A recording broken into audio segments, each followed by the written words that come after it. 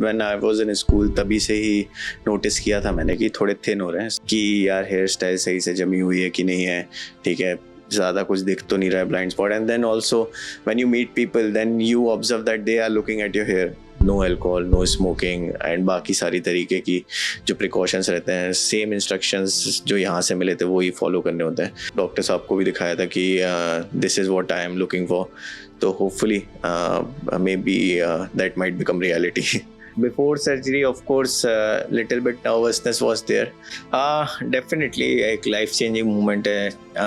जैसे कि आपका एक तो confidence boost होता है, तो definitely एक doubt था दिमाग में that surgery में दर्द होता है काफ़ी. The survival rate maximizes कि जो cheap clinic है वो अच्छा कर दे आपका hair transplant, ठीक है. हाय, मैं आयुष. मैं age 31 years, QST clinic Haridwar, यहाँ पे अपना हेयर ट्रांसप्लांट कराने आया हूँ मैं. तो हेयर लॉस थिनिंग तो मतलब अर्ली लाइक अभी काफ़ी when I was in school तभी से ही नोटिस किया था मैंने कि थोड़े थिन हो रहे हैं, स्पेशली फॉरवर्ड रीजन से जो बाल थे. बट ऐसा स्पेसिफिक बहुत ज़्यादा हेयर फॉल एक बार में नहीं हुआ कि शैम्पू करते वक्त. बट या hair was thinning that I was noticing continuously. But recently what I observed is कि अभी वो काफ़ी ज़्यादा विजिबल होने लगा है, ठीक है. And then of course then it demotivates you in some or the other way. So then I finally decided कि it's time to get the treatment done. But like recently then I saw कि अभी जो है कि जो pattern है it is degrading only, ठीक है, there is no such improvement, ठीक है. तो वो था. And of course like mostly when you comb in front of the mirror then you notice that yeah of course that demotivates you as I told you earlier. तो यही reason है कि then I decided कि अभी इस बारी इस problem को ख़त्म करते हैं.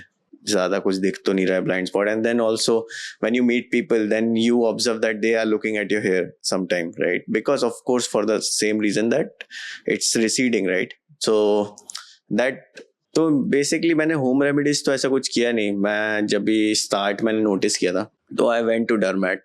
तो डर्मेट ने जो मेडिसिन वगैरह दी उस टाइम पे, मिनॉक्सिडिल वगैरह उस टाइम पे ही यूज़ किया था मैंने. तो what I used to do कि मैं पूरा ही गंजा कर लेता था एंड देन प्रॉपर अप्लाई करता था 3-4 महीने. तो फिर बाल जब भी वापस रीग्रो होके आ जाते थे तो वो वाला जो फेज रहता था ना कि बाल काफ़ी झड़ रहे हैं, तो उस टाइम पे फिर वो बंद हो जाता था. And then again same cycle repeat होती थी कुछ टाइम बाद. So that's how used to do, ठीक है.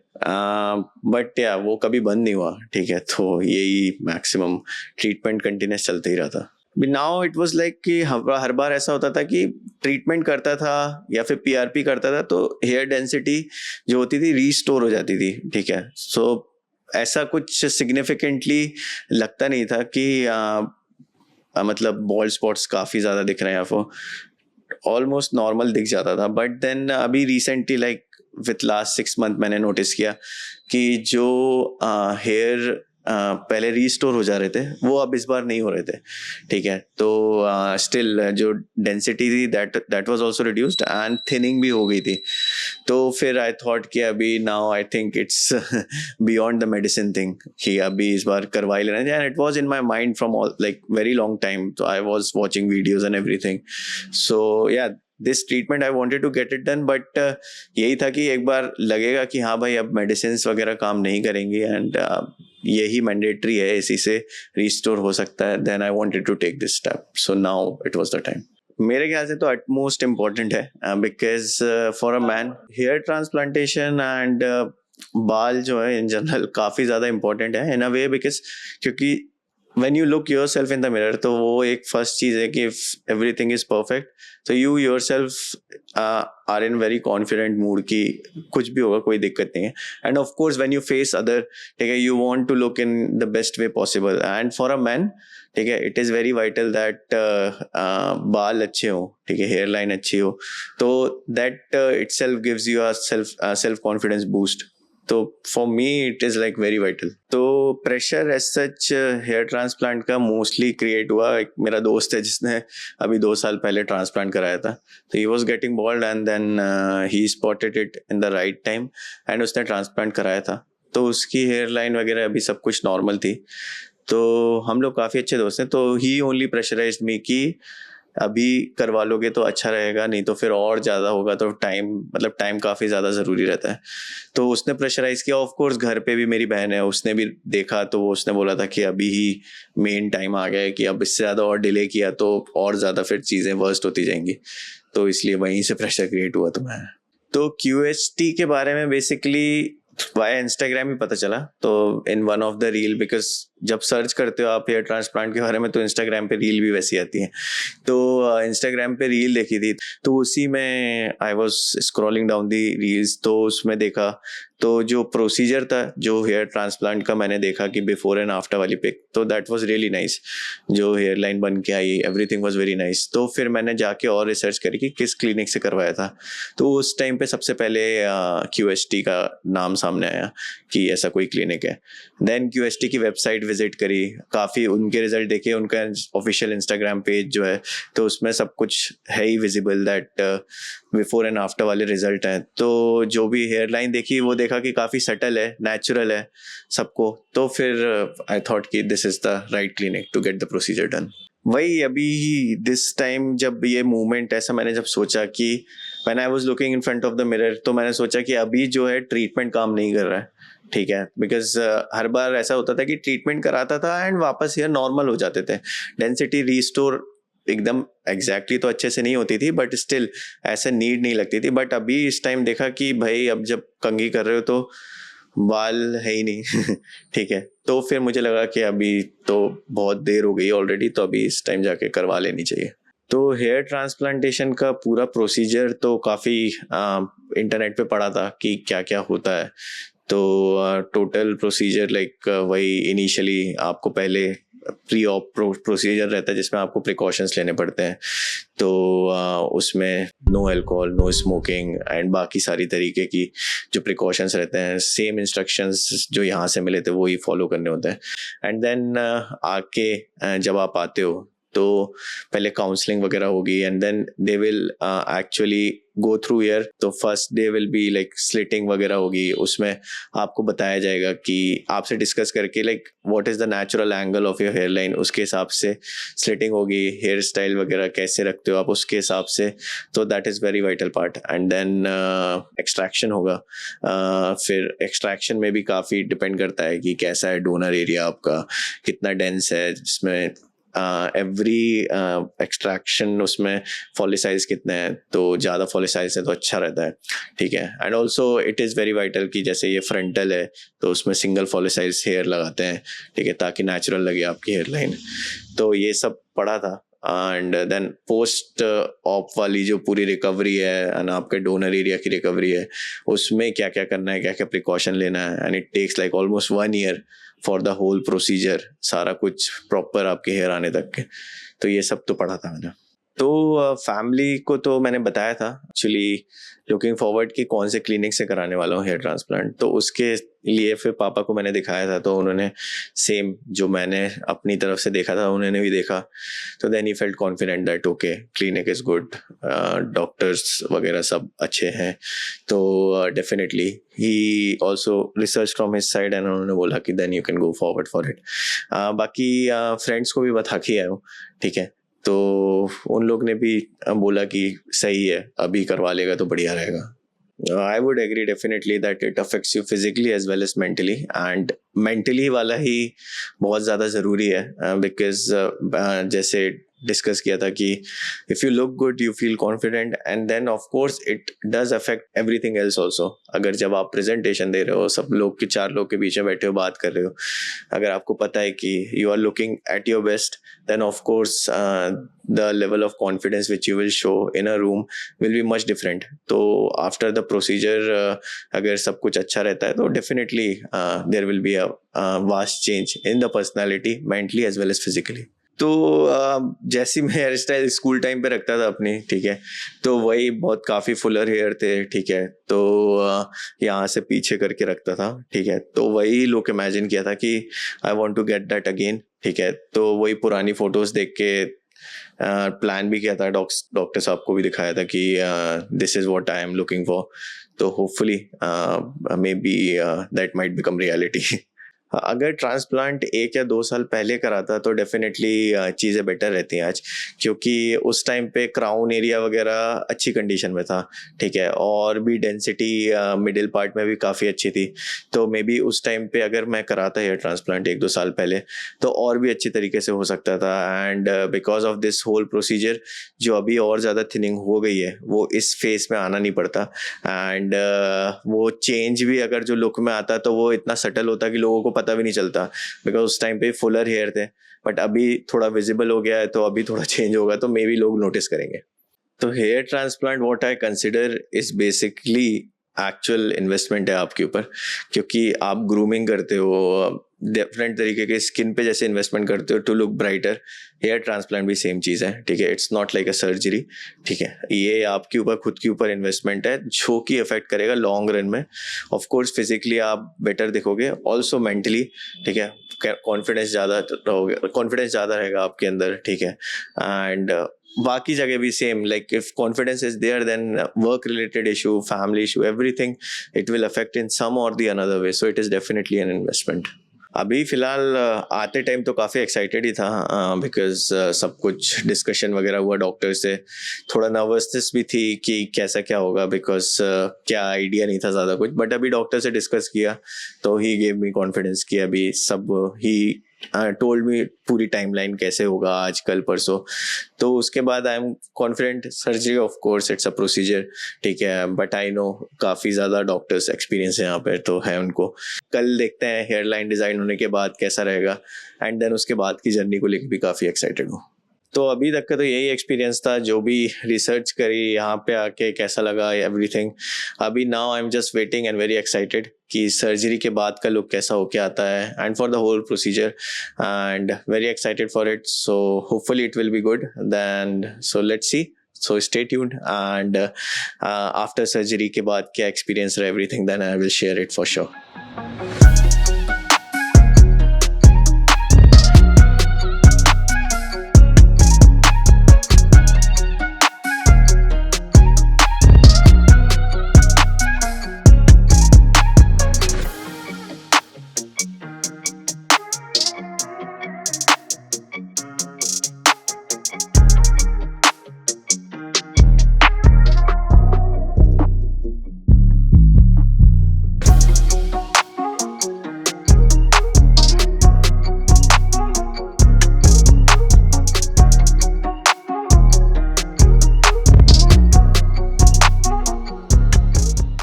हाय, my name is Ayush Vishwakarma.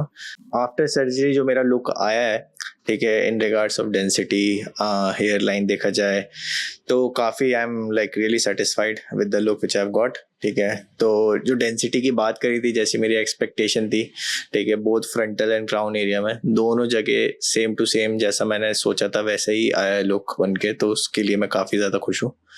Secondly, अगर बात करेंगे कि experience during the surgery and the whole setup which had taken place yesterday. So before surgery, of course, little bit nervousness was there.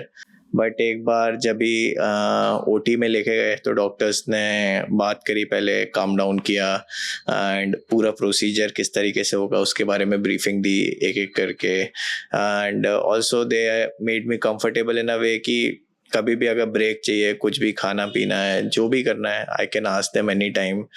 And also they told me कि अगर हल्का सा भी दर्द हो तो I have to tell them, ठीक है। It should not be like that कि सहन करने की ज़रूरत है दर्द कुछ भी।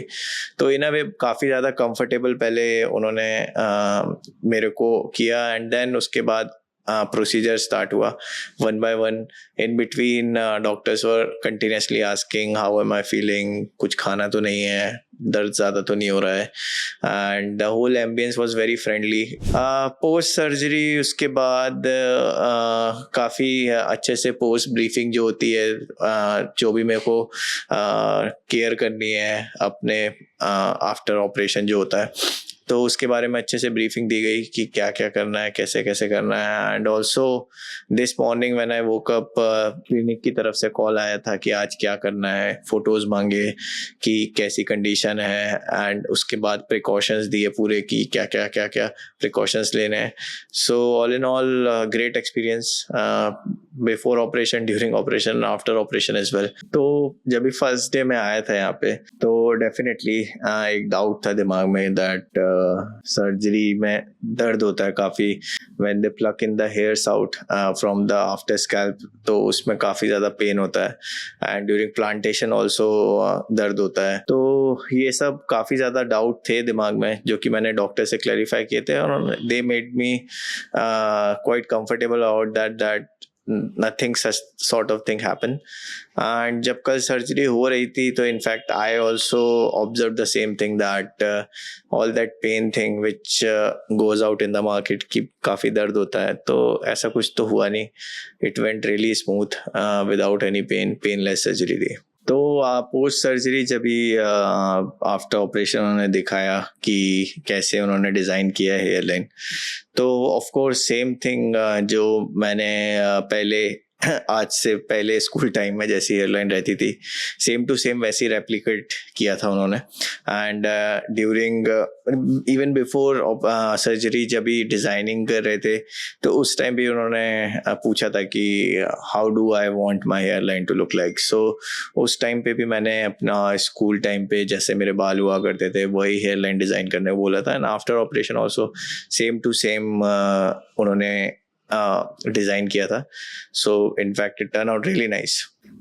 डेफिनेटली एक लाइफ चेंजिंग मोमेंट है. जैसे कि आपका एक तो कॉन्फिडेंस बूस्ट होता है, you will feel more secure in a public background with your friends in a place where there are several other people, and वहाँ पे ये फील नहीं होता बार बार कि भाई बाल ढंग से जमे हुए तो नहीं है.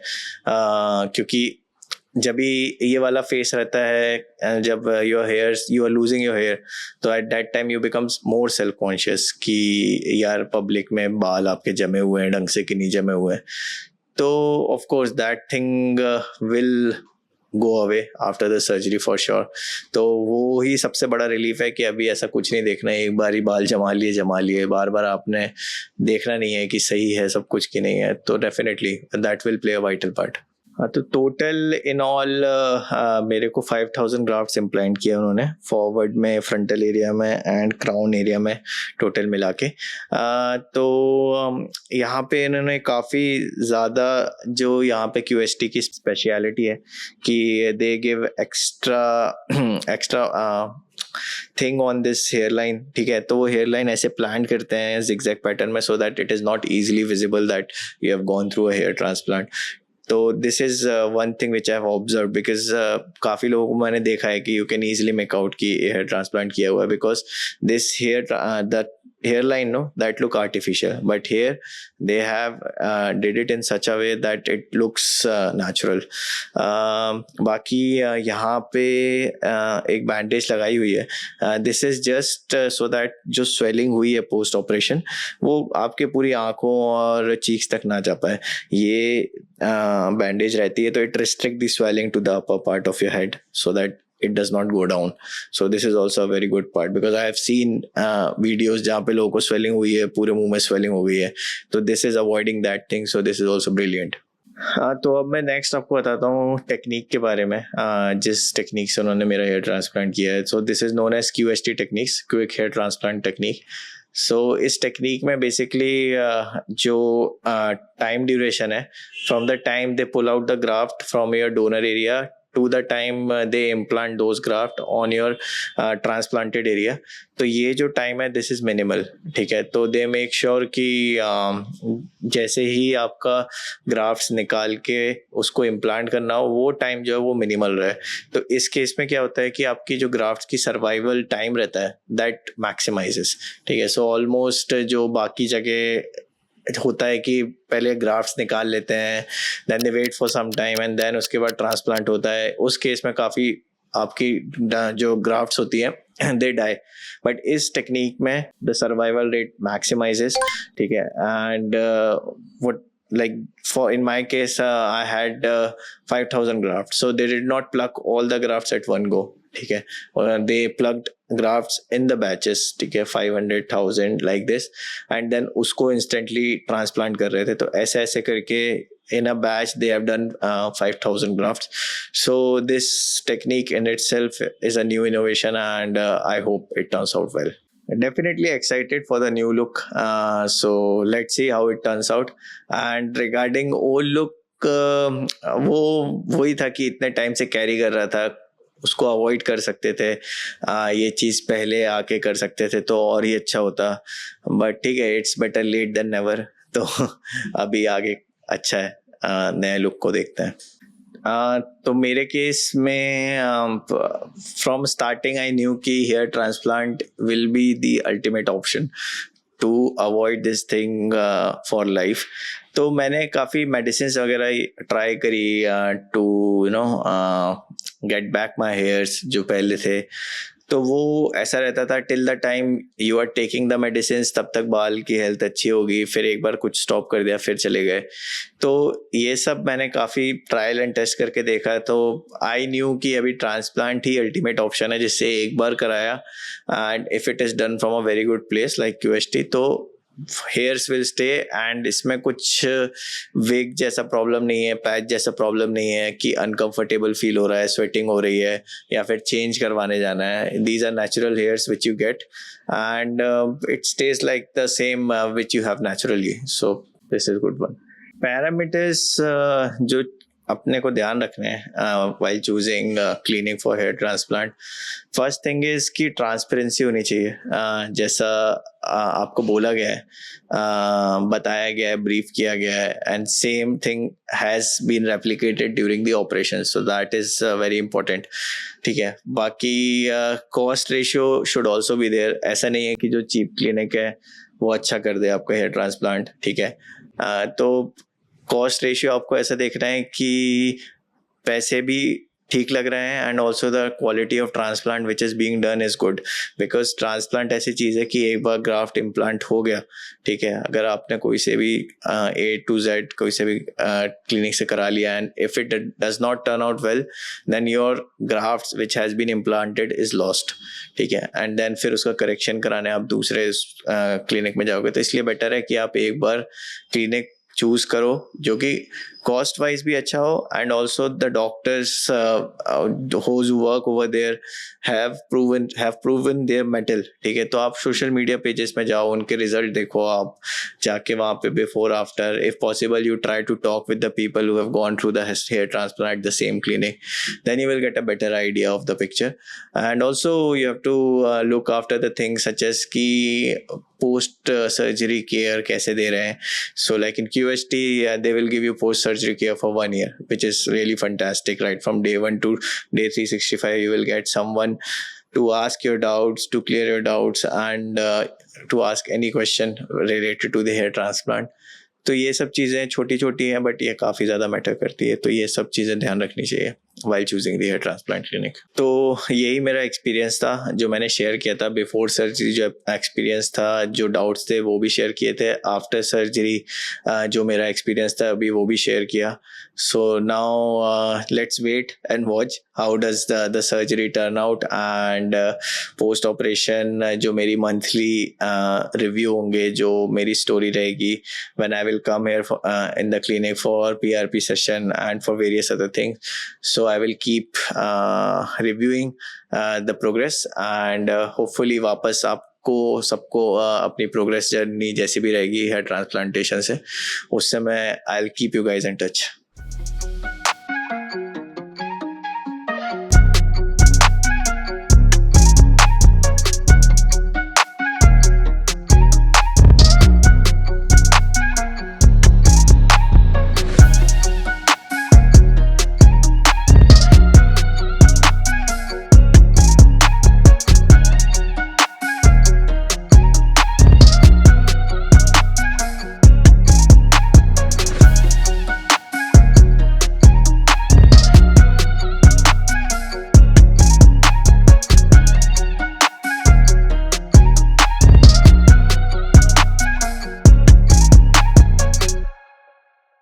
हेलो फ्रेंड्स, अगर आपने अभी तक हमारे चैनल को सब्सक्राइब नहीं किया है तो प्लीज इस वीडियो को लाइक कीजिए, शेयर कीजिए और हमारे चैनल को सब्सक्राइब कीजिए और ध्यान रहे बेल आइकन दबाना ना भूलें, जिससे हमारे हर वीडियो का अपडेट आपको समय समय पर मिलता रहेगा।